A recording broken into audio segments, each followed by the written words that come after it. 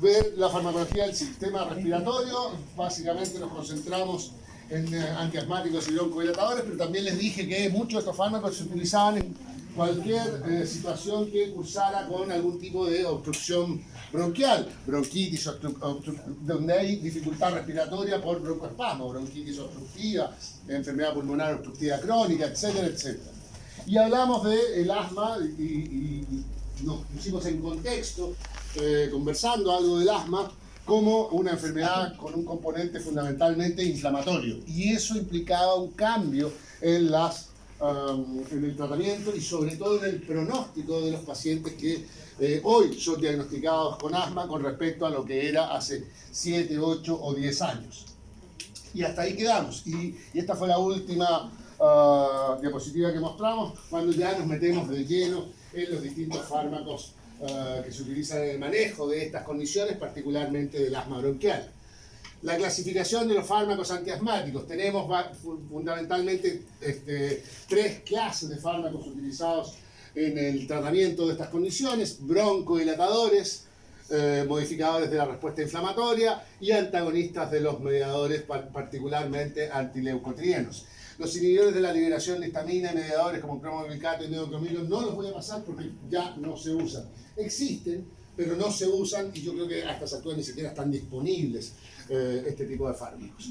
Los broncodilatadores, tal como dice ahí, comprenden algo que ya hemos visto ampliamente en las clases del sistema nervioso autónomo, pero que ahora lo vamos a poner en contexto. Los agonistas de receptores adrenérgicos beta 2, broncodilatación, y los inhibidores de la actividad parasimpática. Los inhibidores directos de la fibra muscular lisa, como teofilina y sus derivados, si bien puede ser que algún paciente muy antiguo, digamos, de larga data de su diagnóstico, todavía esté usando, prácticamente no se usan porque ciertamente el cambio en el concepto fisiopatológico del asma ha llevado a que el tratamiento sea completamente distinto.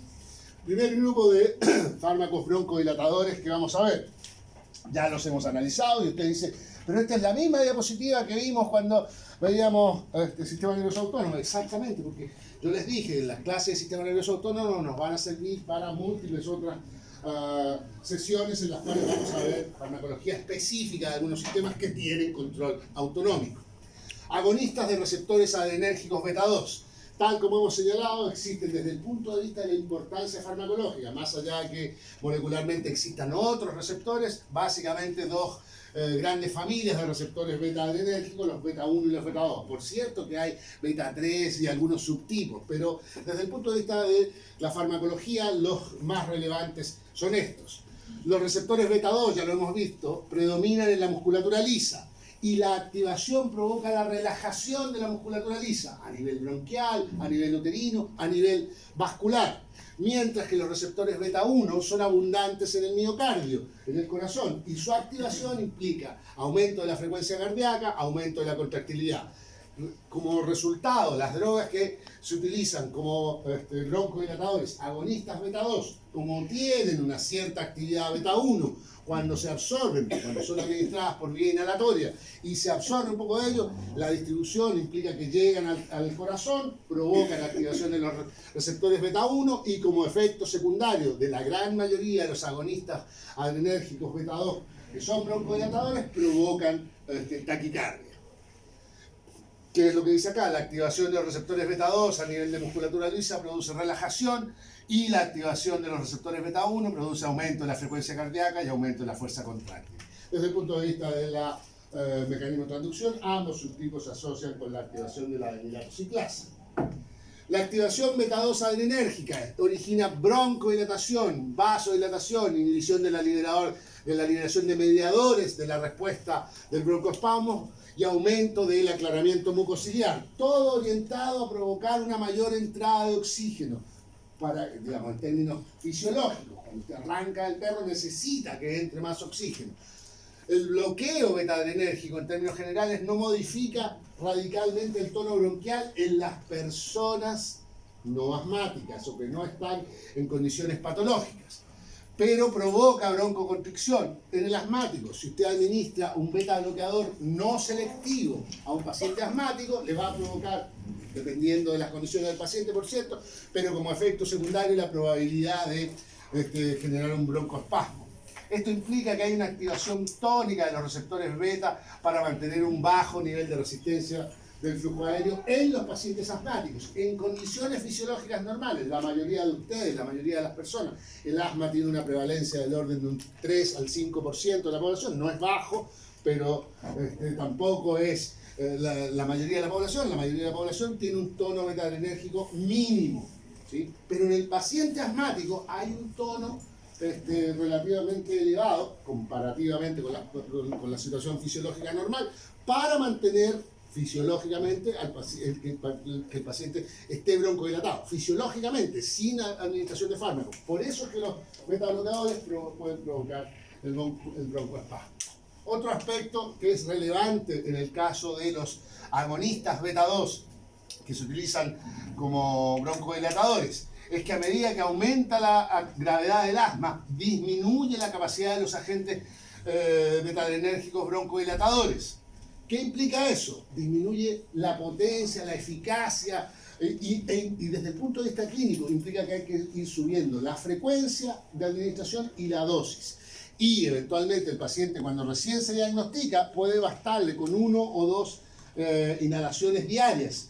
En la medida que pasan los años y como va perdiendo, el tratamiento es relativamente largo, ya les dije la semana pasada, hay controversia respecto de si el asma es una enfermedad crónica o no. Y de hecho la tendencia es a pensar en que en realidad no es una enfermedad crónica, dado que el uso de antiinflamatorios permite recuperar el epitelio dañado y disminuir la hiperreactividad. Pero eventualmente en tratamientos de largo plazo van perdiendo eficacia y eso implica aumentar la frecuencia y los pacientes terminan inhalándose 5, 6, 8, 10 veces al día y eventualmente ir subiendo la dosis en cada inhalación. 1 puff, 2 puff, hasta 5 puff para lograr el fenómeno de broncodilatación. ¿Por qué? Porque se va perdiendo eficacia. ¿Por qué? Porque los receptores beta-adrenérgicos se van desensibilizando. En términos generales, no se observa una disminución en el número de los receptores beta, pero sí hay una desensibilización desde el punto de vista de una desconexión entre la actividad del receptor y su mecanismo de transducción. ¿Se acuerdan que cuando veíamos la tolerancia teníamos estos dos mecanismos, el down regulation, que desaparecían los receptores, o una desvinculación entre la actividad del receptor y su mecanismo de transducción? En este caso, lo que se observa es una disminución en la vinculación entre el receptor y su mecanismo de transducción. Y esto es relevante porque vamos a ver que algunos de los fármacos, particularmente los antiinflamatorios utilizados en el asma, recuperan esta actividad y por lo tanto aumentan o previenen la baja de potencia de los broncodilatadores en el largo plazo. Y esta diapositiva también la mostré en las clases del sistema nervioso autónomo, aunque solo me concentré en algunos aspectos. Fíjese, los agonistas beta-adrenérgicos son los broncodilatadores más rápidos y eficaces de los que se disponen. Y cuando usted tenga un paciente que le llega a la urgencia, porque las situaciones de crisis asmática normalmente llegan a la urgencia, usted va a administrar, sí o sí, no tenga duda, un broncodilatador, un agonista beta-adrenérgico. Tiene que lograr que el paciente pueda respirar adecuadamente, porque si no, eventualmente se pone en riesgo la vida del paciente. ¿Y qué es lo que va a administrar? Un agonista beta 2, salbutamol, fenoterol, terbutalina o algún otro. Mientras mayor sea la selectividad beta 2, menores son los inconvenientes derivados de la acción beta 1, particularmente la taquicardia. Ojo entonces, ¿por qué? Porque la mayoría de los broncodilatadores, que son los más potentes, salbutamol, fenoterol y otros que vamos a mencionar, no tienen una suficiente selectividad beta 2 como para no absorberse y no generar taquicardia. ¿Cuándo hay que tener cuidado? Particularmente en pacientes que tengan vulnerabilidad cardíaca. Y esa es una de las preguntas que les voy a hacer en la prueba. Les voy a poner un caso clínico en que llega una persona, adulto mayor, a la urgencia con una crisis asmática. Y usted tiene que salvarle la vida en ese momento. ¿Qué hace? Le administra un broncodilatador agonista beta 2. Agonista beta 2 semiselectivo, salbutamol. Pero el paciente se le puede descompensar. Y si tiene insuficiencia cardíaca, arritmia o hipertensión arterial, o las tres cosas al mismo tiempo, va a estar en problema, porque se le va a descompensar. ¿Qué haría en ese caso? Podría administrar un antimuscarínico en vez del salbutamol. Supongamos que está en una situación que le llegaron 14 pacientes de urgencia en ese momento. Vea rápidamente, sí, salbutamol, sigue con el otro. Lo llaman, se descompensó el paciente, ¿qué es lo que hace? ¿Qué es lo que debería hacer? ¿Cómo se le va a descompensar? ¿Cuál es la sintomatología que va a tener ese paciente? Taquicardia. ¿Y qué es lo que podría hacer ahí? Bloquear los receptores beta 1. ¿Conoce algún antagonista de los receptores beta 1? Los mencionamos en la clase de sistema nervioso autónomo. Propanolol, ¿le puede? Pero propanolol es beta bloqueador no selectivo. ¿Qué pasa si le da propanolol? Va a agravar el asma. Entonces tiene que darle un cardio selectivo. Atenolol, por ejemplo. Que sí es cardio selectivo. Lo vas a ver para la próxima semana, porque ahí lo va a ver. De hecho, debería haberlo sabido para hoy. Pero bueno. Atenolol, metoprolol, alguno de esos. Atenolol. Y entonces, fíjese, usted ya sabe cómo tratar al paciente asmático en la urgencia. Ahora ya lo sabe. Le va a dar un broncohidrator. Y si se le descompensa, porque claro, no es la taquicardia en un paciente que es vulnerable, pero a veces se descompensan los pacientes aunque no sean vulnerables, o que usted no sepa que el paciente es vulnerable, y el paciente tiene una insuficiencia de base sin mucha manifestación, o tiene una hipertensión de base sin mucha manifestación, o una arritmia sin mucha manifestación clínica, y por lo tanto ni el paciente ni usted lo sabe, y usted lo da y se le descompensa. ¿Qué puede hacer? Bloquear cardioselectivamente, disminuir los receptores beta y por lo tanto disminuir la actividad cardíaca y mantener el efecto broncohidrator. Pero también puede hacer, como dijiste tú, en vez de darle el salbutamol, darle un inhibidor de los muscarínicos de baja absorción, los hipertrópicos y esas cosas que tenía que saber para el control de otro. ¿Se entiende? Igual lo vamos a ver, pero ese es el concepto. Fíjese, los agonistas beta-adrenérgicos inducen relajación de todas las vías aéreas, desde la tráquea hasta los bronquiolos terminales, independiente del espasmógeno implicado.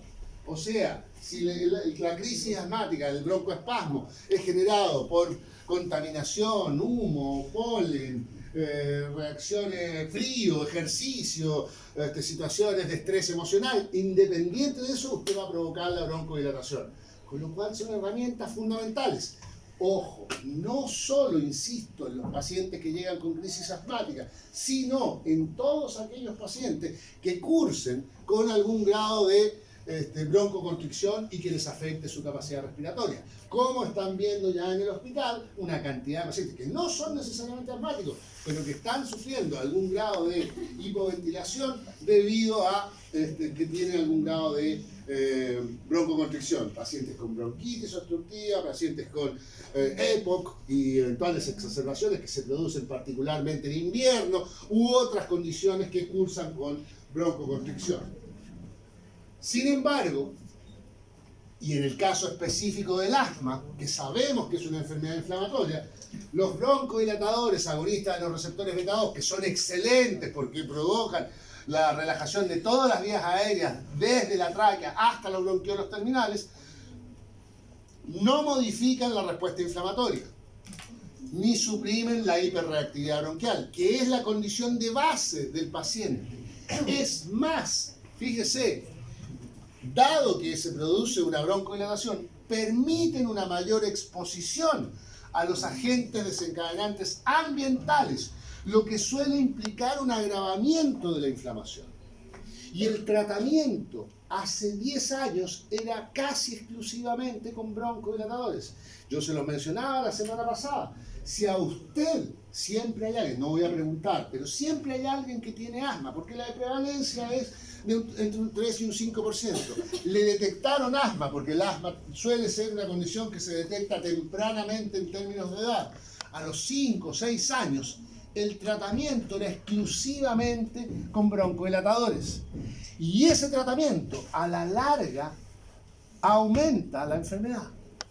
¿Ah? ¿Sí? ¿Por qué? Porque porque primero no contrarresta la condición de base, la inflamación, y además aumenta la exposición a los agentes desencadenantes. Entonces va teniendo cada vez más probabilidad de inflamación y por lo tanto cada vez más necesidad, digamos, reacción de broncoespasmo y por lo tanto cada vez más necesidad de broncodilatador. Y entonces empieza a inhalar, en vez de 2 veces al día, 4 veces al día. Además va perdiendo eficacia. Y eso aumenta la inflamación. Cualquier cosa que antes no le generaba la respuesta, se la genera. Requiere más broncodilatador y así sucesivamente. Con todo lo que vimos que sucedía la semana pasada, a la larga finalmente llegando al remodelamiento de la vía aérea. Y a la larga una pérdida funcional permanente en la capacidad respiratoria. ¿Se entiende? Entonces, ojo, porque ese era el tratamiento hasta hace 10 años, exclusivamente broncodilatadores. Y si usted ve a la gente más antigua, a los adultos mayores que tienen asma, han pasado durante 20, 30 años con exclusivamente broncodilatadores, que les sirven en la situación aguda, pero a la larga aumentan la gravedad de la hiperreactividad y en el fondo eso es aumentar la gravedad de la patología. En tratamientos profilácticos se usa mucho, la gente se inhala para evitar que se le provoque el broncoespasmo. Pueden provocar fenómenos de rebote al suspender la medicación. Eso es típico en general de todas las drogas que actúan sobre los receptores adrenérgicos, tanto agonistas como antagonistas. Cuando se sacan, cuando se descontinúan abruptamente, aparece este fenómeno de efecto rebote. Acuérdense, yo dejo rebotar la pelota de aquí, la pelota rebota hasta acá. Eso implica la reaparición de los síntomas cuando se deja de consumir el fármaco, pero exacerbado. Entonces, si el paciente se le olvida llevar el inhalador a algún lugar donde vaya, eventualmente puede hacer la sintomatología exacerbada, un broncoespasmo más complicado. Y muchas veces hay disponible broncodilatador, basta con ir a la farmacia, pero a veces no es tan cerca, no está tan disponible y eso puede ser complicado. En función de que no modifica la respuesta inflamatoria, cada vez más se recomienda asociarlos a medicación antiinflamatoria. Es más, no cada vez más se recomienda. Se los digo, ese es el tratamiento gold estándar para el asma bronquial. El uso de antiinflamatorios y eventualmente el uso de broncodilatadores, pero es el uso de medicación antiinflamatoria lo que constituye el tratamiento específico. Acá les dejo algunas propiedades farmacológicas de los distintos agonistas beta. Fíjese, eventualmente se puede utilizar adrenalina y eso lo va a ver bastante en el hospital, particularmente pacientes que están siendo nebulizados, ¿sí?, directamente con adrenalina. No necesariamente en condiciones de asma bronquial, sino de dificultad respiratoria, particularmente en invierno. La típica imagen del invierno, que es una guaguita, un recién nacido, llorando con una mascarilla acá, a la cual se le tiene una especie de nube, y llora porque le cuesta respirar. Bueno, eso es lo que se le está nebulizando normalmente es adrenalina.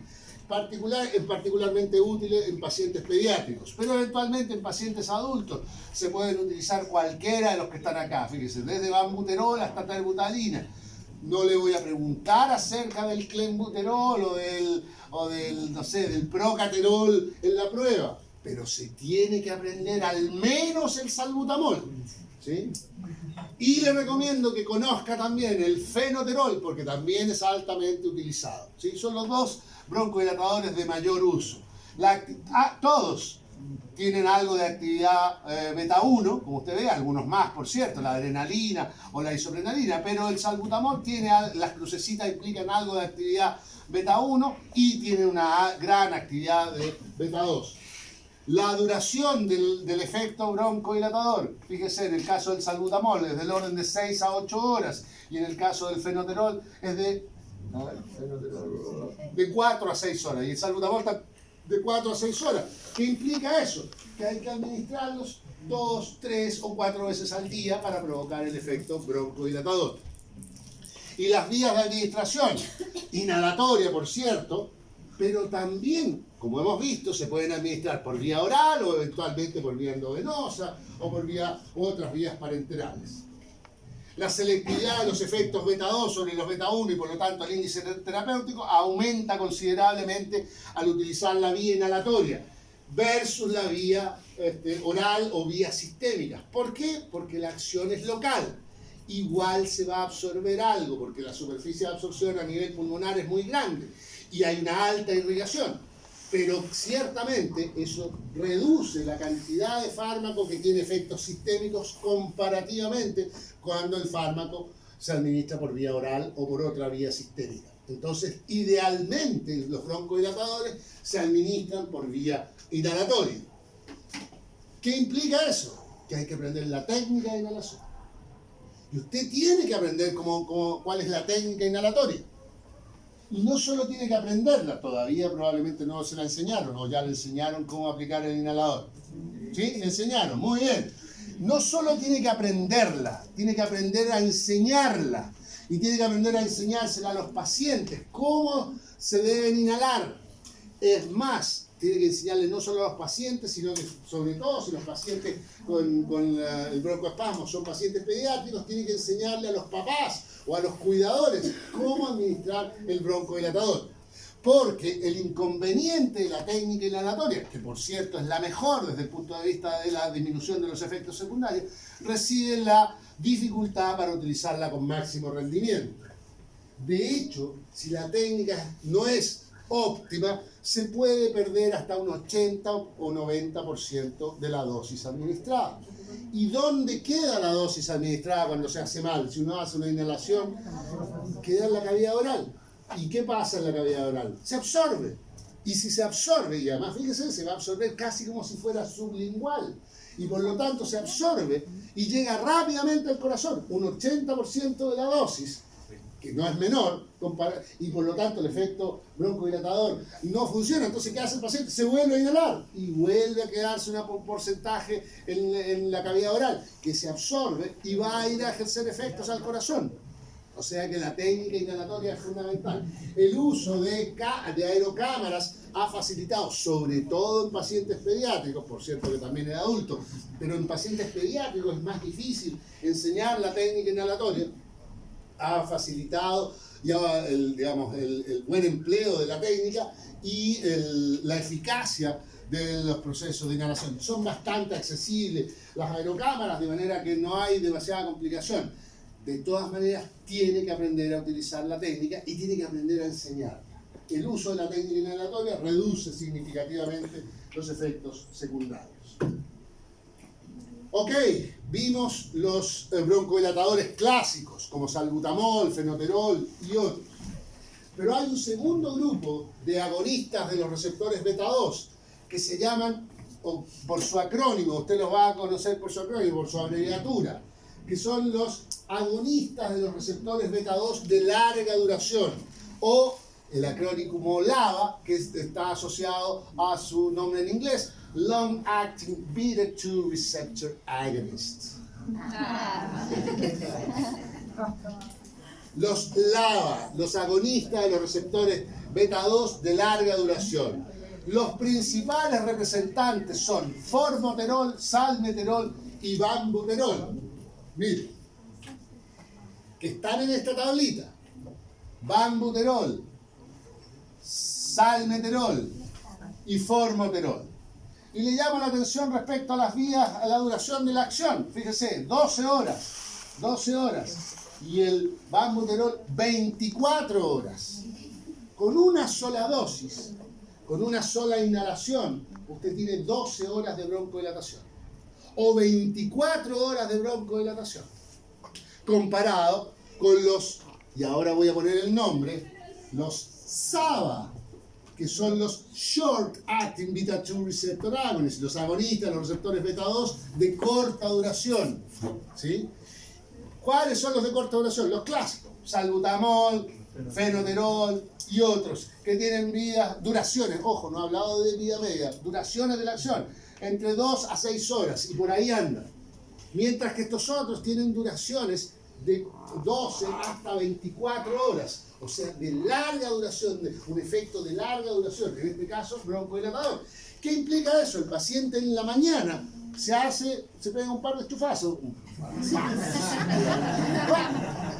y tiene broncodilatación para el resto del día. No necesita volver a aplicarse. Muy, muy útiles. Particularmente en qué tipo de tratamiento? Profiláctico. es decir, de prevención del desarrollo del broncoespasmo. Y con uno le basta. ¿Qué implica eso? Menos taquicardia, porque cuando tiene que administrarse 4 o 5 veces al día, tiene 4 o 5 veces al día taquicardia. Aquí tiene, si es que tiene, una vez al día. Pero además, y esto es un aspecto que les quiero mencionar, pero que es medio tricky en términos de que no está bien claro por qué sucede, pero sucede con muchos fármacos.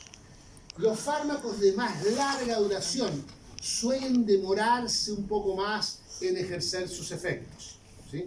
El efecto es más largo, pero suelen demorarse un poco más en ejercer sus efectos. ¿Y qué implica eso? Que la capacidad broncodilatadora es un poco más lenta en el caso de los LABA que en el caso de los SABA. Y por lo tanto, en general, no se utilizan en el tratamiento del broncoespasmo agudo, de la crisis asmática, sino casi exclusivamente en el caso de la prevención del desarrollo del broncoespasmo. ¿Se entiende? Los principales representantes de los LABA entonces son formoterol, salmeterol y vanbuterol.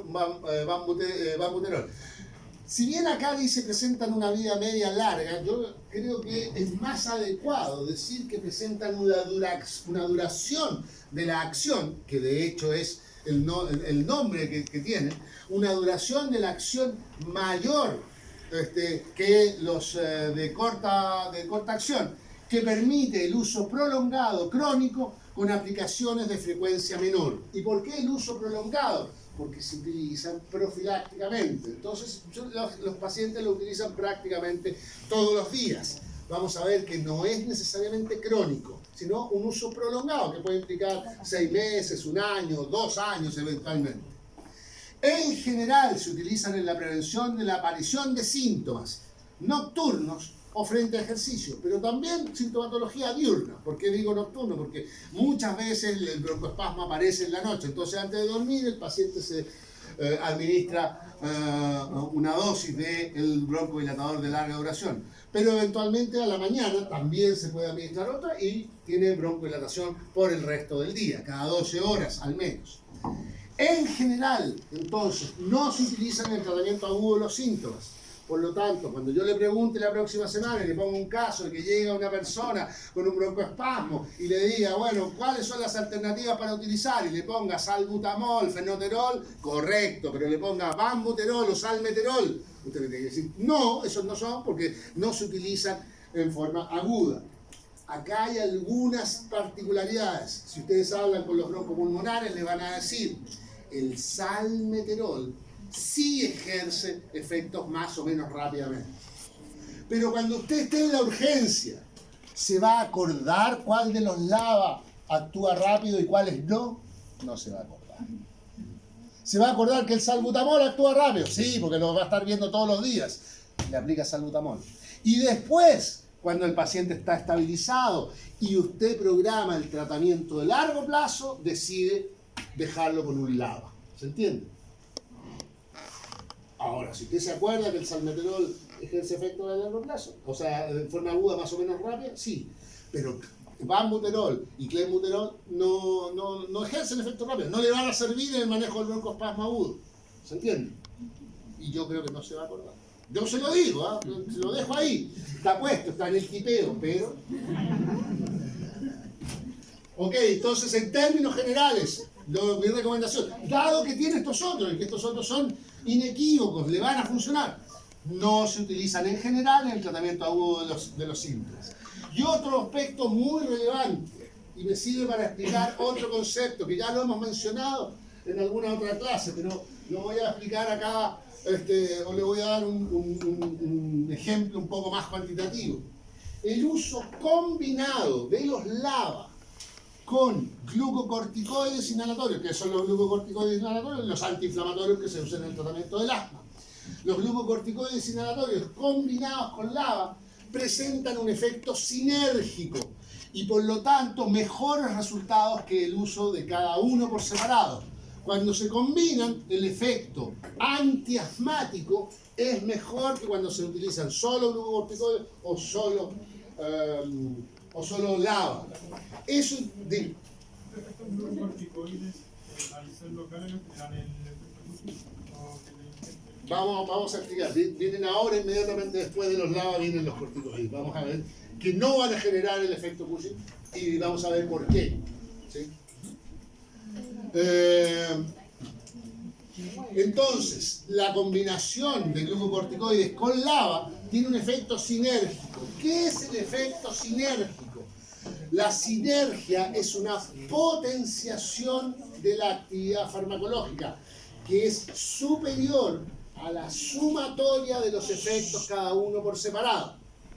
Voy a ponerlo en contexto de broncodilatación. Supongamos, el paciente tiene un broncoespasmo y le vamos a poner un valor a ese broncoespasmo. Vamos a ponerle un valor de 10. La broncoconstricción. No importa qué es lo que estamos midiendo. Estamos midiendo broncoconstricción, le ponemos un valor de 10.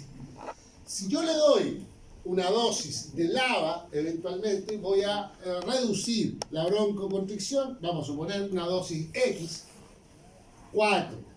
Entonces lo voy a llevar a 6. Y si le doy esto con LAVA, y si le doy un glucocorticoide, debiera en el largo plazo reducir la broncoconstricción con el glucocorticoide, que es el antiinflamatorio, otros 4, supongamos, entonces también lo voy a llevar a 6, ¿sí? Porque lo reduje en 4 unidades de broncoconstricción. No importa, lo que quiero es que entienda el concepto. Cuando yo mezclo la misma dosis de LAVA con la misma dosis de glucocorticoide, ¿qué es lo que debiera esperar? Llevarlo de 10 a 2, ¿no es cierto? Porque voy a estar reduciendo menos 4 por acá y menos 4 por acá, con lo cual debería tener menos 8 y debería tener esta condición de broncoconstricción. ¿Qué es lo que se observa? ¿Cuál es la sinergia? Que cuando yo mezclo el LAVA con el glucocorticoide, tengo el paciente que llega a 1. ¿Por qué? Porque hay una potenciación, que no está claramente explicada por qué sucede, pero implica una potenciación de la... Hay una sinergia, una potenciación del efecto, en este caso antibroncoespasmo, o del efecto broncodilatador, que va más allá de la sumatoria de los efectos. Se fija en GABA G9, ¿se entiende? ¿Sí o no? Perfecto. ¿Qué es lo que permite la sinergia? Porque esto es el punto relevante. ¿Cuál es la gracia de la sinergia? Supóngase que la meta a alcanzar con el tratamiento es llevarlo a menos 8. Esa es mi meta. ¿Sí? Por lo tanto, si yo mezclo la dosis habitual de LAVA con la dosis glucocorticoide habitual, lo llevo a más allá de la meta. Probablemente no lo necesite. Entonces, yo puedo bajar la dosis de LAVA y puedo bajar la dosis de glucocorticoide. ¿Para qué? Para llegar a esta meta. Porque no necesito la dosis habitual, necesito un poco menos. ¿Se entiende? ¿Sí o no? Sí. Y cuando bajo la dosis, como la dosis hace el veneno, reduzco los efectos secundarios. ¿Estamos claros? ¿Sí? Esto es muy relevante. Y entonces usted dice, bueno, pero entonces ¿por qué no mezclamos siempre? Porque cuando mezclamos drogas, aun cuando tenemos sinergia, tenemos posibilidad de interacciones o más efectos secundarios. Y además tenemos farmacocinéticas distintas, puede ser más complicado para el paciente, etcétera, etcétera. Pero en muchos casos usted se va a aprovechar, y este concepto lo voy a repetir, no lo voy a explicar de nuevo, lo vamos a utilizar en antihipertensivos, donde se usan fármacos combinados, lo vamos a utilizar en tratamiento de la diabetes, donde se usan fármacos combinados, en la hipercolesterolemia, donde se usan fármacos combinados, etcétera, etcétera. El concepto de sinergia, un aumento, una potenciación de los efectos que va más allá de la sumatoria de los efectos de cada uno por separado. ¿Eso qué me permite? Bajar las dosis manteniendo la meta. Y al bajar las dosis reduzco la probabilidad de efectos secundarios de cada una de las drogas. Aumento la probabilidad de interacciones, aumenta la complicación en términos de farmacocinéticas distintas, pero tiene el beneficio de reducir las dosis. ¿Estamos claros? Good. Antiinflamatorios utilizados en el tratamiento del asma. Se utilizan, y de hecho se sabía hace años, que eventualmente los corticoides cuyos nombres más habituales a usted le pueden sonar, la prednisona. Incluso, si alguna vez leyó Condorito, ¿sabe lo que es Condorito? ¿Sabe cómo se llamaba el antagonista de Condorito? Pepe cortisona. Ah, la cortisona, fíjense, también es un... y no es casualidad el apellido del antagonista de Condorito.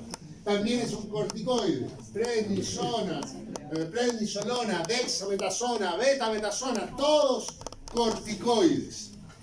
Imagínense qué le van a decir en su casa hoy.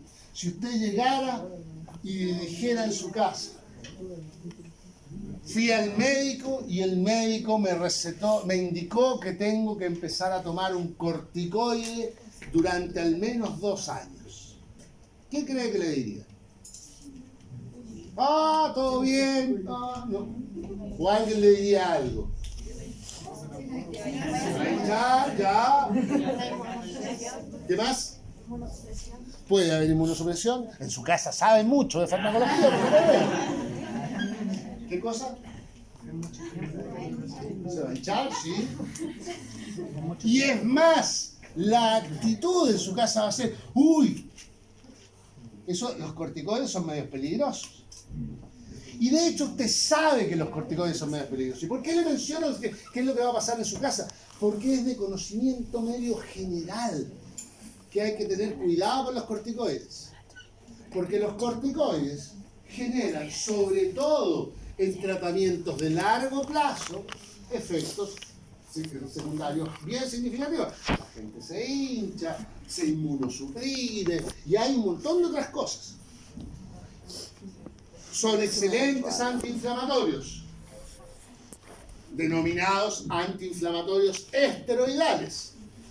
Y, como lo vamos a ver a principio del próximo semestre, por contraposición existen los antiinflamatorios no esteroidales.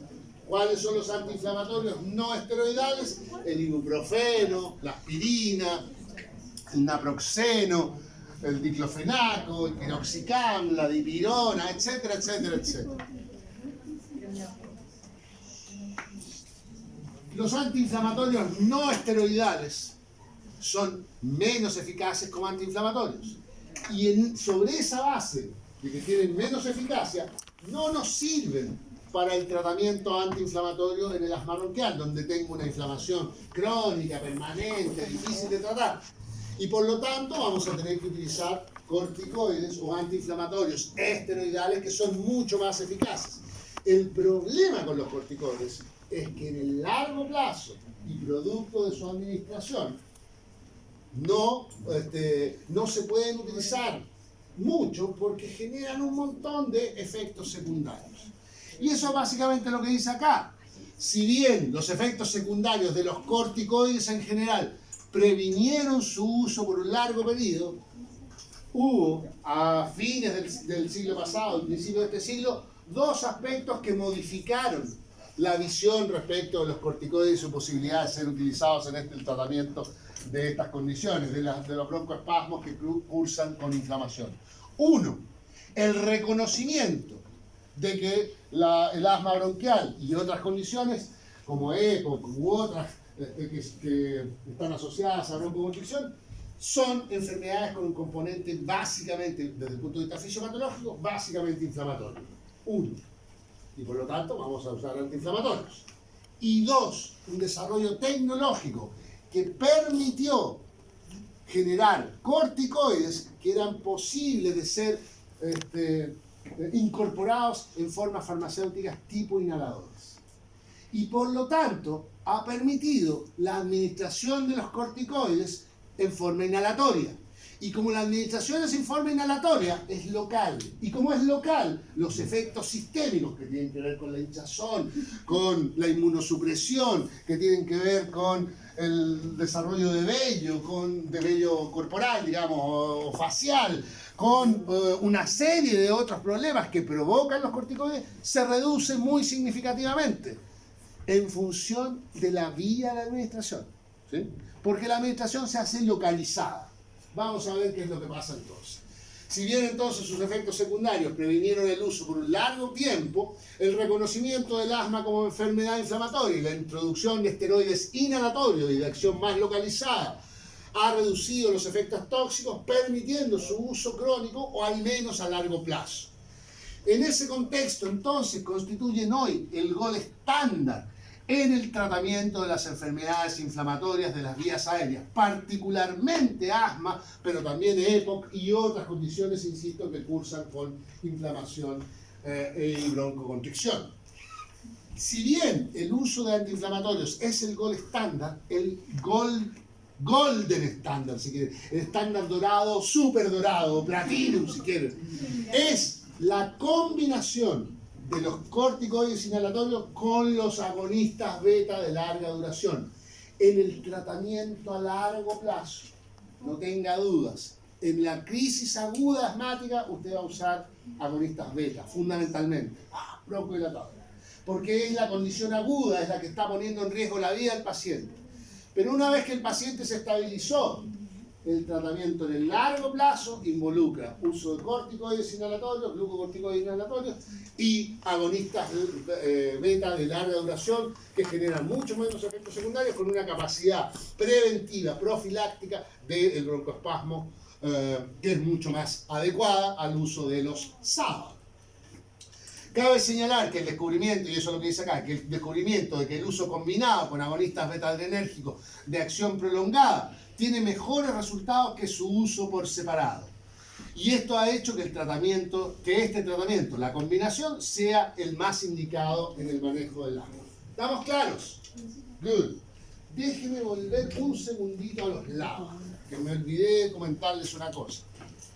¿Por qué los LAVA son de larga duración comparados con los de corta acción o corta duración? La vida media, perfecto. Tienen una vida media más larga. ¿De qué depende habitualmente la vida media? ¿Cuáles son los factores farmacocinéticos que determinan una vida media más corta o una vida media más larga? Se metabolizan más rápido. Normalmente, ¿dónde se produce el metabolismo? Si bien se produce a nivel bronquial, a nivel hepático. Pero si yo administro el LAVA por vía inhalatoria, ¿tengo mucho metabolismo hepático? No. Y fíjese que, comparado con el salbutamol, con los SABA, los Short Acting Beta-2 Receptor Agonists, los agonistas, los receptores beta-2, de corta duración, los LAVA, los Long Acting Beta-2 Receptor Agonists, duran el doble o el triple. No tiene que ver con la vida media en realidad. Y es bien interesante porque es un concepto particular de la vía de administración. La larga acción de los LAVA está asociada con que tienen una altísima afinidad, pero altísima afinidad por los receptores beta-2, particularmente los del árbol bronquial, de la musculatura lisa bronquial. Yo me acuerdo, como yo soy viejo a esta altura, yo he visto nacer estas drogas, por decirlo de alguna manera. Me acuerdo, a fines del siglo pasado, estaba en un congreso en Playa del Carmen. Y era un congreso donde era gente que diseñaba drogas, lo que se llaman los químicos medicinales. Yo alguna vez le he dicho, y si no se lo he dicho, se lo comento. Los químicos medicinales son aquellos que sintetizan o diseñan las drogas. Y normalmente lo más relevante en el caso del diseño de drogas, o lo que a uno más le importa como diseñador de drogas, es encontrar una droga que tenga una muy alta afinidad, ¿sí? La mayoría de las drogas que se utilizan terapéuticamente tienen afinidades en el rango del bajo micromolar. ¿Qué significa esto? Que la constante de afinidad es del orden de 3 micromolar, 10 micromolar, 1 micromolar. ¿Qué significa esto? Que para ocupar la mitad de los receptores en un tejido necesito 1 micromol de droga, o necesito 3, o necesito 10. ¿Sí? Ese es básicamente el concepto. Pero los diseñadores de droga normalmente intentan aumentar, acuérdense que la afinidad depende de la tenacidad, cuánto encaja la llave en esa cerradura. Entonces los diseñadores de drogas tienden a intentar aumentar la afinidad. Y cuando ya obtienen afinidades en el rango nanomolar, Micromolar es 10 a la menos 6 molar. En el rango nanomolar estamos 10 a la menos 9 molar. Y hablamos de 500 nanomolar. Subimos al doble de la afinidad. Y de repente nos vamos a 100 nanomolar comparado con este. 10 veces más potente. Y a veces hay algunos que logran afinidades 10 nanomolar. No sé si alguna vez has estado en un congreso, pero los congresos suelen darse una forma de presentación de los datos. Están las conferencias, están las charlas, pero hay las sesiones de pósters. ¿Sí? ¿Has estado alguna vez?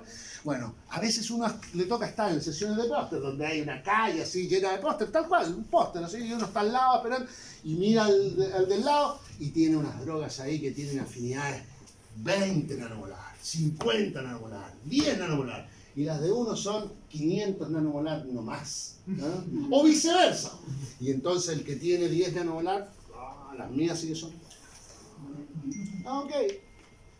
Cuando uno logra bajar, y a veces se logra bajar de nanomolar y entra al área femtomolar, ¿sí? 10 a la menos 12, vamos a ir en el femtomolar, aunque sean 800 femtomolar.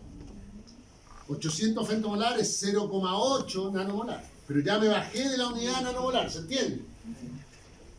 Es tal la afinidad que cuando uno ve los papers, en los papers normalmente en el título dicen desarrollo de una droga super potent. Super potente, ¿sí? Super potent. En el femtomolar. Entonces imagínense ese que está con el 0,8 nanomolar. Ese es el campeón. Yo me acuerdo haber estado en un congreso donde se presentaban por primera vez la gente de Pfizer, las drogas tipo clenbuterol y salmeterol. Y las afinidades que presentaban por los receptores beta 2 eran del orden de 50 femtomolar. Extremadamente potentes. Había un yankee al lado mío que me pegaba así, y nosotros estábamos, no sé, como en la penúltima fila de una sala, así como esta, así no era mucho más grande, en un hotel, no sé, y me decía, insane affinity, insane affinity. Insane affinity. ¿Qué implica una afinidad tan alta? Que la droga permanece mucho tiempo en el receptor, porque le gusta mucho. La afinidad, acuérdense que era la tenacidad con la que se unía. Y entonces eso dependía del número de interacciones. Entonces, claro, estas cosas tienen 5, 6, 8 sitios de donde se pegan al receptor. Le gusta mucho estar ahí, encaja muy bien. Y como le gusta estar mucho ahí, permanece mucho tiempo. Entonces, la diferencia entre la longitud de la acción, el tiempo que dura, en el caso específico de los agonistas beta, cuya administración es local, tiene que ver no tanto con la vida media y con la capacidad de metabolismo, sino con la afinidad de la droga, que es extremadamente alta. Las afinidades de los LAVA por los receptores beta son significativamente mayores, 1, 2 o 3 órdenes de magnitud mayor que la de los SARA, ¿sí? Que son afines, pero estos otros son mucho más afines, y eso hace que permanezca más tiempo en el receptor. Dime. El órgano sulfurado cuando ponía... Ahí es irreversible. Acá estos son reversibles. ¿Una droga podría llegar a ser irreversible? Eventualmente sí. ¿Qué es lo que pasa? Que vas a tener, ahí tienes toda la acción irreversible sobre un receptor adrenérgico, porque se te va a absorber. Y se te va a absorber y puede no tener tanta selectividad y puede ir a pegársete irreversiblemente a los receptores beta del corazón. Y ahí vas a tener taquicardia permanente. ¿Hasta cuándo? No permanente por el resto de los días. Hasta que ese receptor se metabolice, porque las proteínas tienen una cierta vida también. Entonces se pierde y se pierde ese pegado a la droga.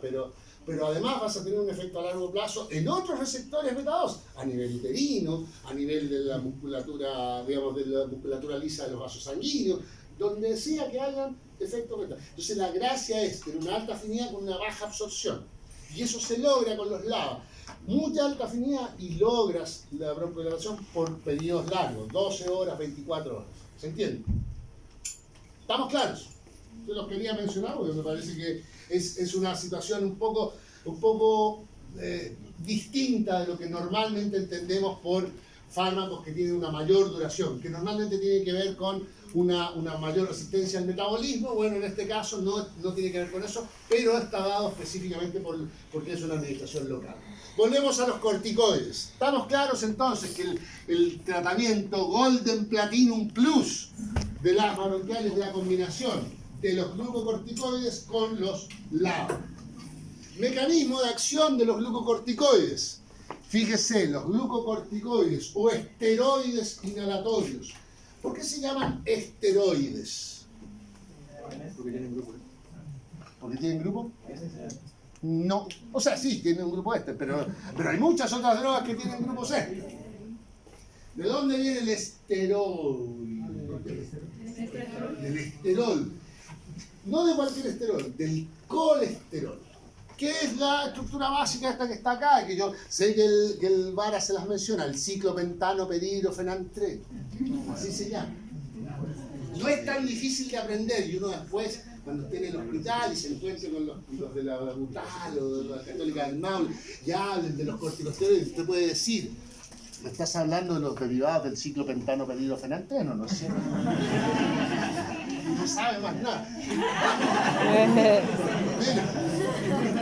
Ciclopentano, peridro porque está totalmente insaturado, no tiene prácticamente dobles enlaces. Y el fenantreno es esta molécula. 3 anillos aromáticos. ¿Sí? El benceno, el naftaleno y el fenantreno. Y este puede ir acá, en este caso este va acá arriba. Y como está prácticamente saturado, no tiene prácticamente dobles enlaces, se llama ciclopentano, peridro, puro hidrógeno, fenantreno. ¿Sí? No es tan difícil, pero no importa que no se lo aprenda. Pero es la estructura base del colesterol, altamente liposoluble. El colesterol es pura grasa. Y estos fármacos, por tanto, al igual que esta estructura es la base de las hormonas esteroidales, la progesterona, la testosterona, los estrógenos, el cortisol y otros, son altamente liposolubles y por lo tanto atraviesan muy bien membranas y por lo tanto el mecanismo de acción de los corticoides involucra su actividad sobre el receptor de glucocorticoides. ¿Dónde está ubicado el receptor de glucocorticoides? Al igual que el receptor de hormonas esteroidales, el receptor de glucocorticoides se encuentra ubicado intracelularmente en el citoplasma. Y por lo tanto, la acción de los corticoides, de todos, o sea, no solo de los inhalatorios, de todos los corticoides, implica la formación de un complejo glucocorticoide receptor, vamos a poner que esto sea una célula, en que el receptor está ubicado en el citoplasma de la célula y llega el glucocorticoide que atraviesa muy bien la membrana y se une al receptor. Una vez que el receptor se une al glucocorticoide, el complejo viaja hacia el núcleo. Voy aquí a dibujar, imagínense que esto es la cromatina, súper enrollada. Viaja hacia el núcleo y una vez que llega en el núcleo, modula, regula. Permiso.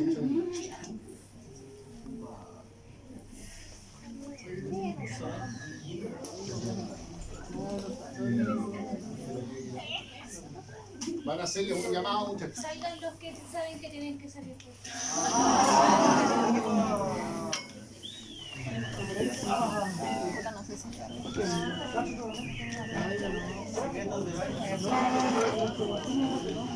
¿Dónde en una favorita se vendió?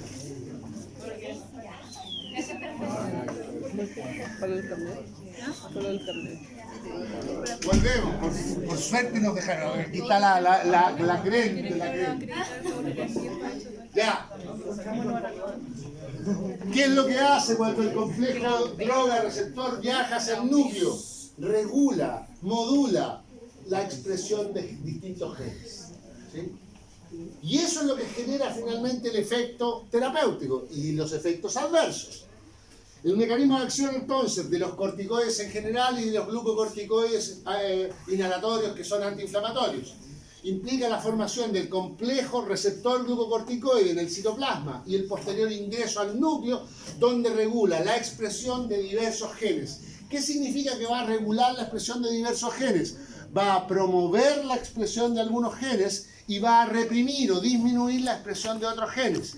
¿Y qué implica eso? Que se van a promover la expresión de algunas proteínas y se va a disminuir o inhibir la expresión de otras proteínas. En el fondo, la expresión de genes culmina en la expresión, digamos, en el proceso de traducción que lleva a la síntesis de proteínas. El mecanismo de acción, dime. Una consulta, entonces el efecto sinérgico de dar glucocorticoides inhalados Con lava. con lava es porque el glucocorticoide aumenta la cantidad de receptores. Entre otras cosas. De hecho, lo voy a mencionar. Al menos lo que hace es que inhibe la desensibilización.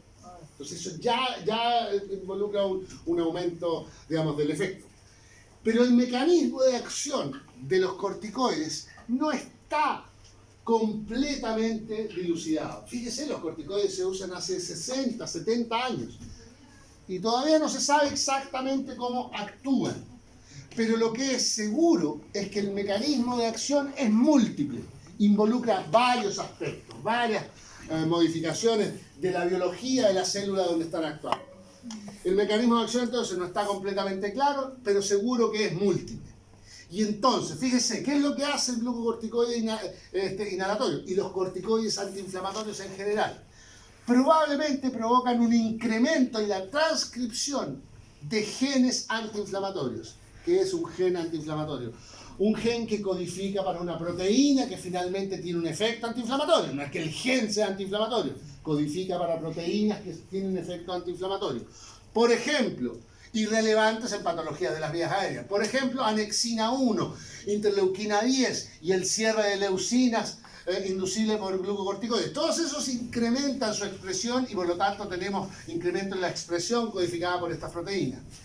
Y es probable que esto pueda tener un efecto, un papel en los efectos antiinflamatorios. Sin embargo, lo que se sabe y lo que, digamos, es el consenso, es que la principal acción deriva de la represión de la expresión de genes proinflamatorios e inmunes. Usted ha estudiado inflamación. ¿Qué moléculas son fundamentales, por ejemplo, en la inflamación, en la respuesta inflamatoria? Citoquinas, o histamina. Ya, ok.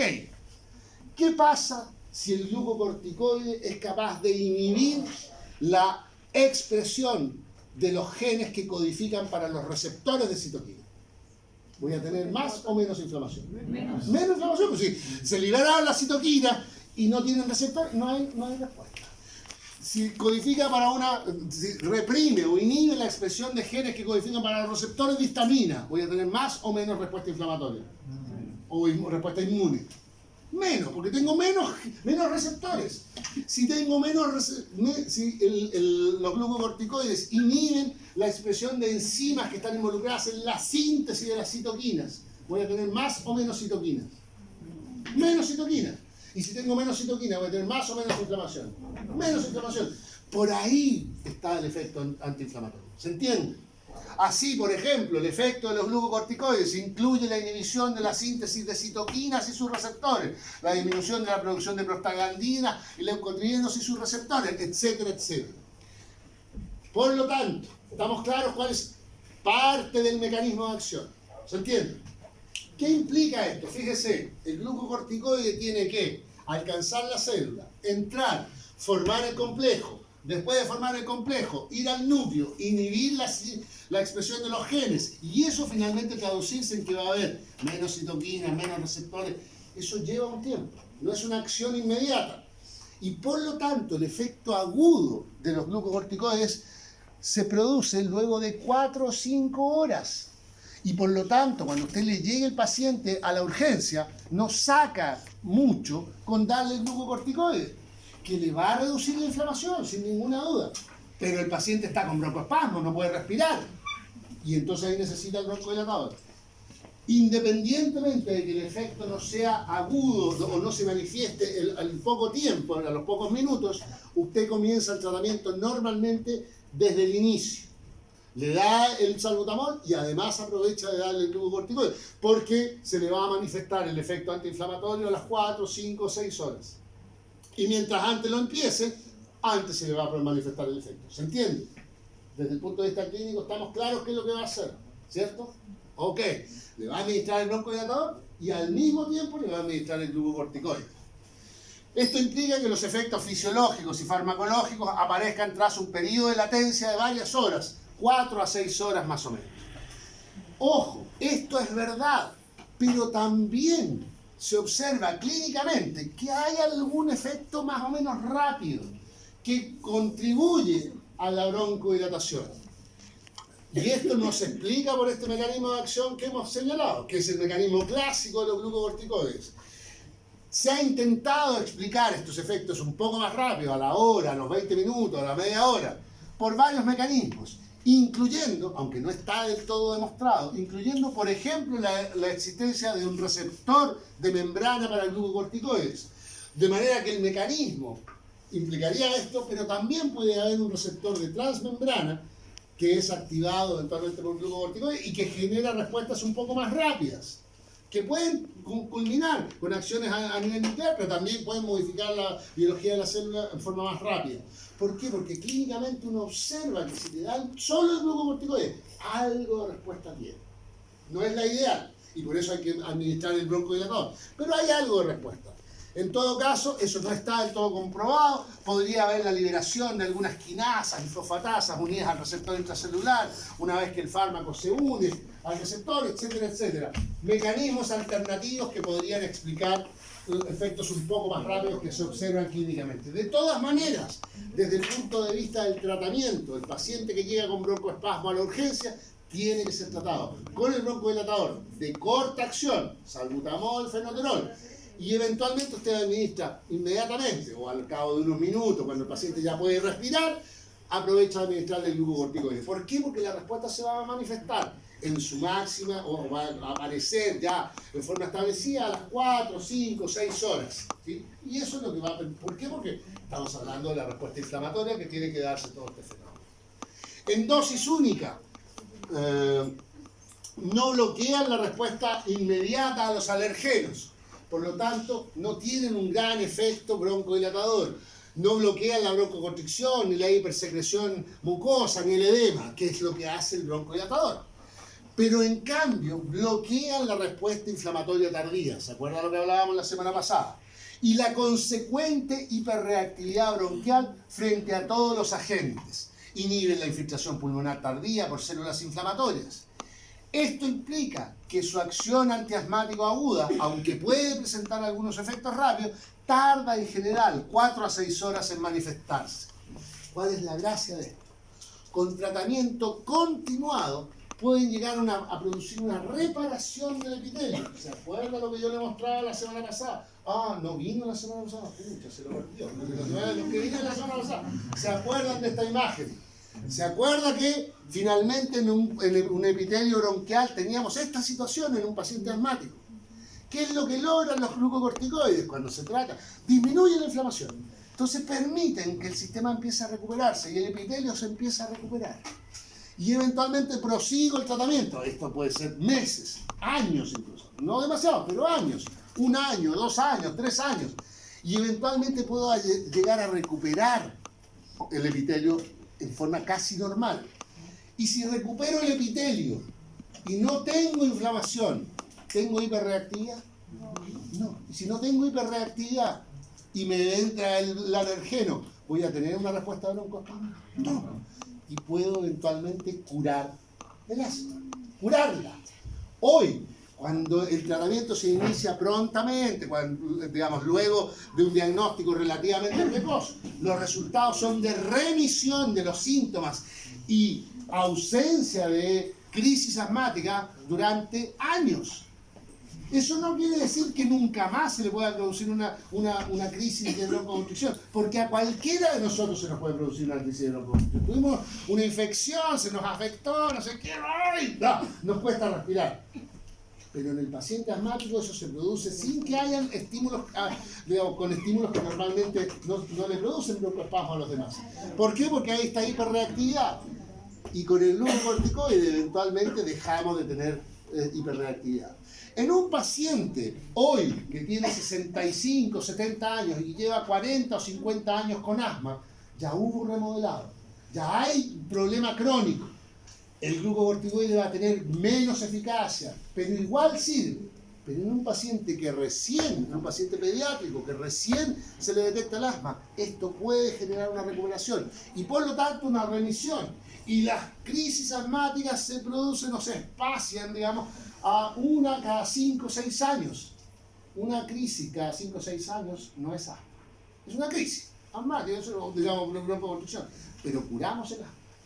Miren qué interesante. Solo comprendiendo la fisiopatología llegamos a este mecanismo del tratamiento. Y el pronóstico es completamente distinto hoy de lo que era hace 10 años. Con tratamiento continuado llegan a producir reparación del epitelio y disminución o ausencia de la hiperreactividad bronquial. Y si no hay hiperreactividad bronquial, se acabó el asma. Lo que tú preguntabas. Además, sensibilizan a los receptores beta-adrenérgicos pulmonares por sus acciones que tienen que ver con la expresión de proteínas asociadas a la respuesta. Y previenen y antagonizan su desensibilización, que era un aspecto clave en el tratamiento continuado con los agonistas beta. Entonces, claro, hay múltiples efectos beneficiosos. Además, inhiben la síntesis de óxido nítrico en zonas inflamadas, producen disminución del flujo sanguíneo local y de exudación plasmática, lo que se manifiesta en una reabsorción de los exudados, desaparición de secreción, reducción de la contracción muscular y por lo tanto el paciente puede respirar. Ahora hay que estar tomando el glucocorticoide durante un periodo largo porque hay que permitir la reparación del epitelio y eso en un epitelio que está bien dañado y altamente hiperreactivo, demora, toma un tiempo, pero puede obtener excelentes resultados. Acá les mostraba la estructura de un par de glucocorticoides que son los que más se utilizan en Chile, la fluticasona, la ahí dice budenosida, pero es budesonida, ¿sí? Y acá les muestro algunas características farmacocinéticas de los corticoides utilizados inhalatoriamente. ¿Cuál es la gracia de los corticoides utilizados inhalatoriamente comparados con los corticoides habituales? Su baja absorción, ¿sí? Mire, yo no sé si los alcanza a ver allá al fondo, pero acá está la beclometasona, la budesonida, la ciclesonida, la fluticasona, la mometasona, la triamcinolona. Y lo que se muestra acá es la afinidad relativa por el receptor de glucocorticoide. ¿Por qué relativa? Porque está comparado con la afinidad de la dexametasona.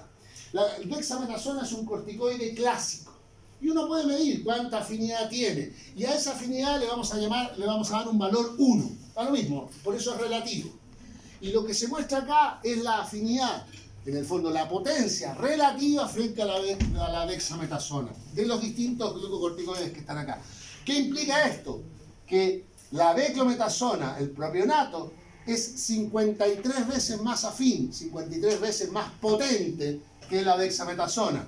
Pero fíjese, la beclometasona 17 monopropionato, 1300 veces más potente. La budesonida, casi 1000 veces. La diciclesonida, 1200 veces. La fluticasona, 1800 veces. La mometasona, 2300 veces más potente, más activo que la dexametasona. O sea, son muy potentes.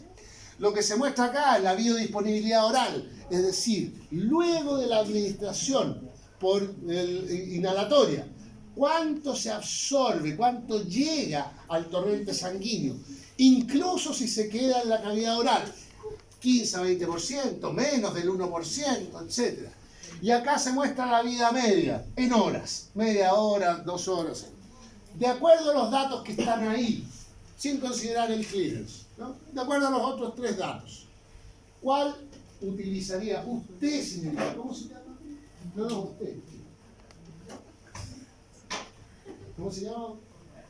Bárbara, doctora Bárbara. ¿Cuál de todos los glucocorticoides, si tuviera que elegir uno, de acuerdo a los datos que están acá, sería el que utilizaría idealmente, por ejemplo, para tratar al profesor de farmacología? Con cariño, claro. No ve ningún nombre.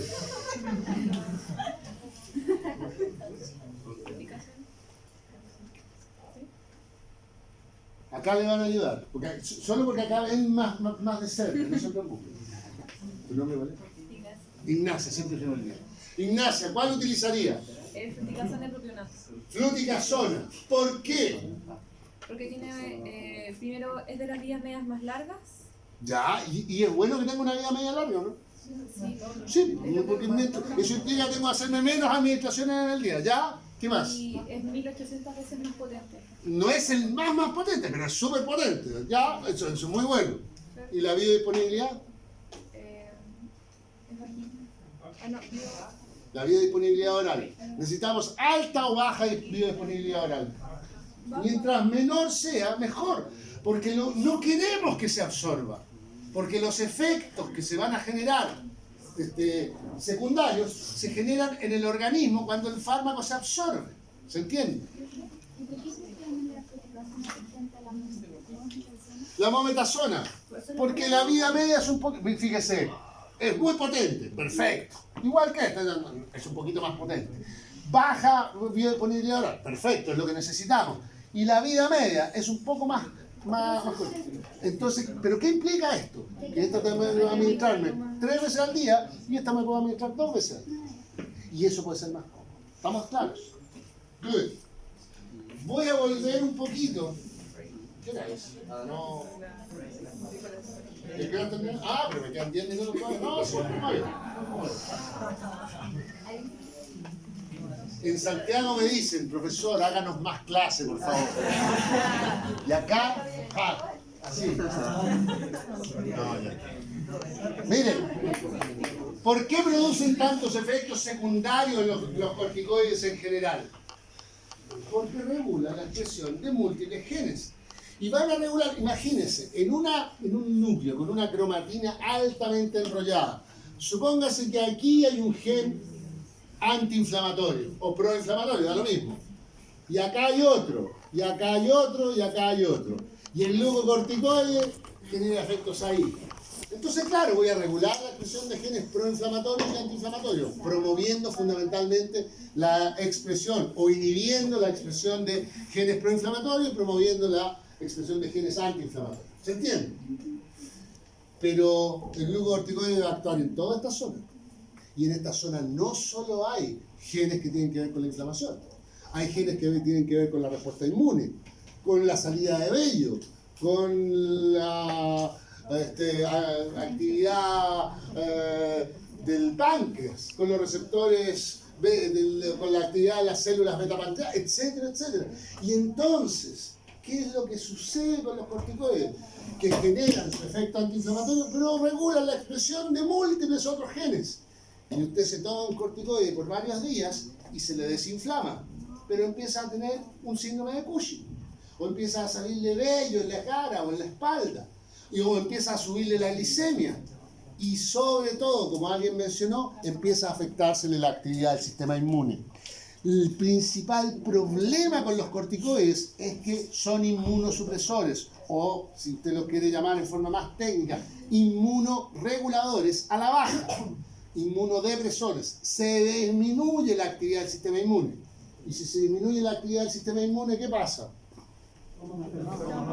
Queda más propenso, más expuesto a contraer infecciones. ¿Y eso es bueno? Obviamente que no es bueno. Es como tener un SIDA generado farmacológicamente. No es menor. ¿Sí? ¿Estamos claros?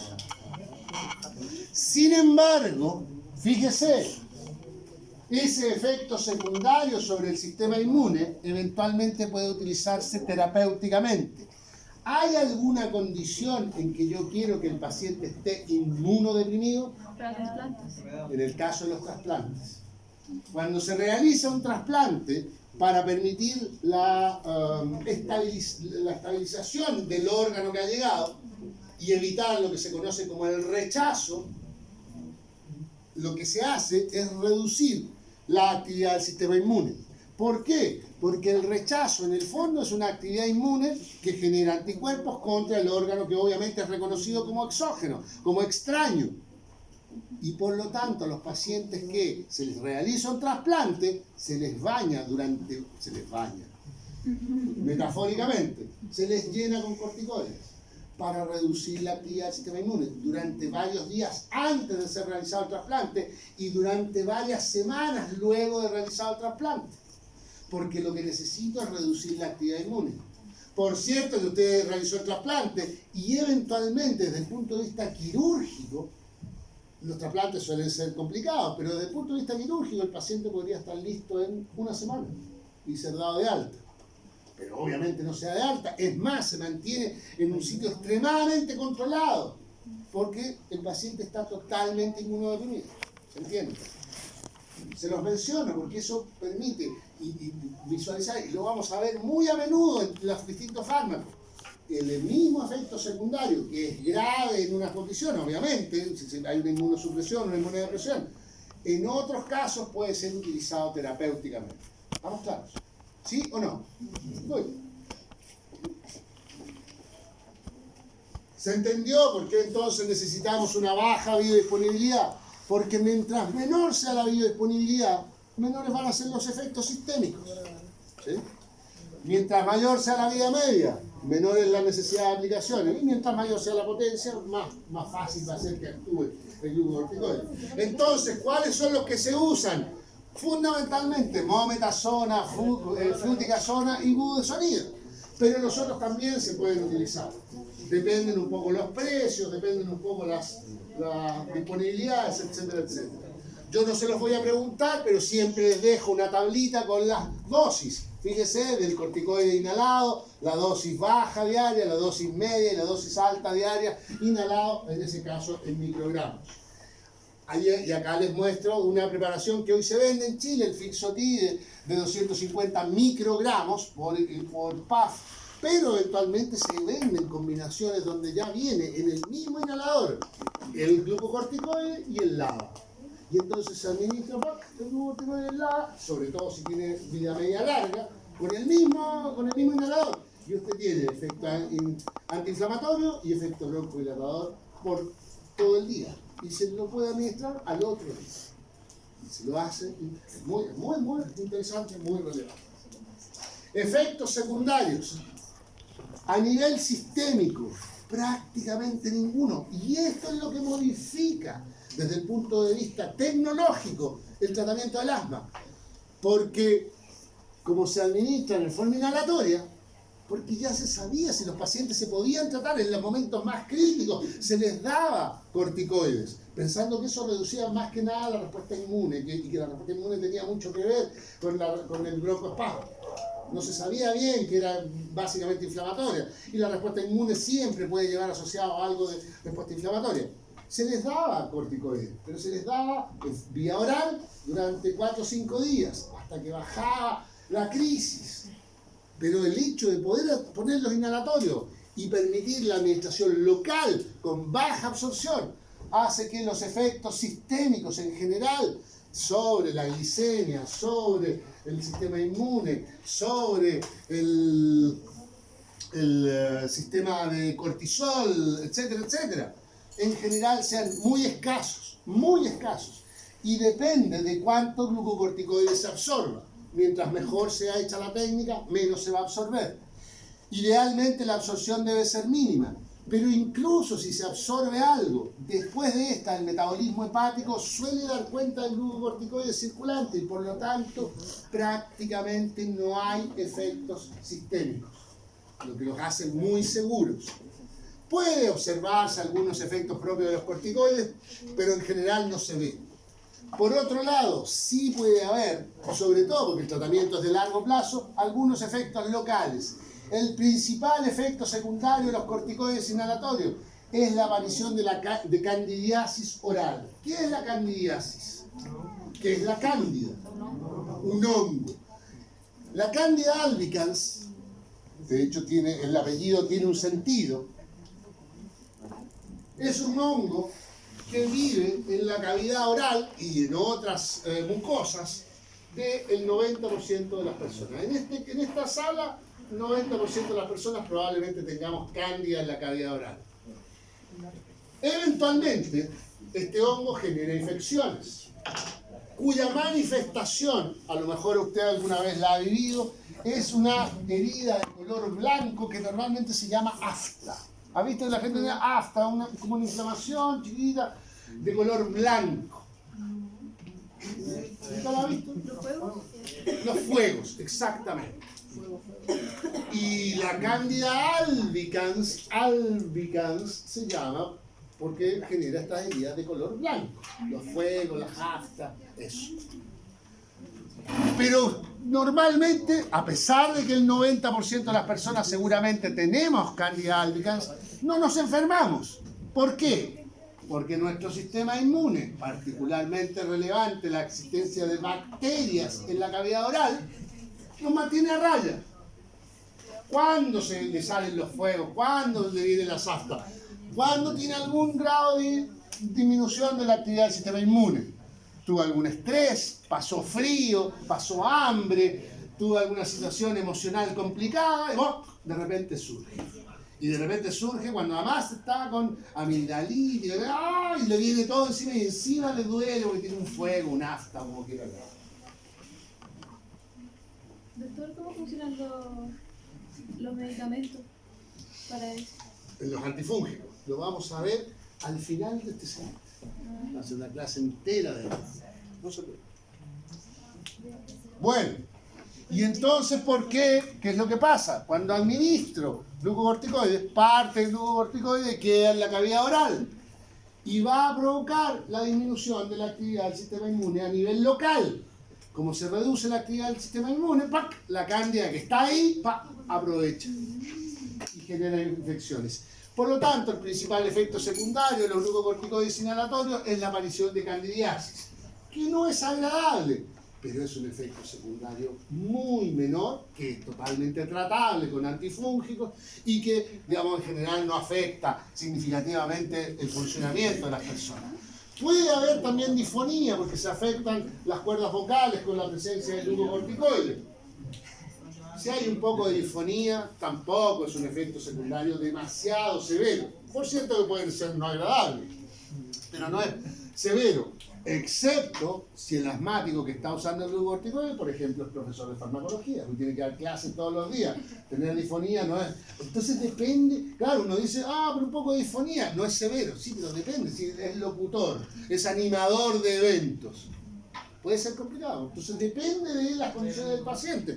La gravedad de los efectos secundarios, así globalmente uno puede decir, no son muy severos, pero va a depender del paciente. Puede aparecer tos y otros. En términos generales, de todas maneras, considerando el beneficio que generan en los pacientes que tienen asma bronquial, son más bien menores y muy manejables.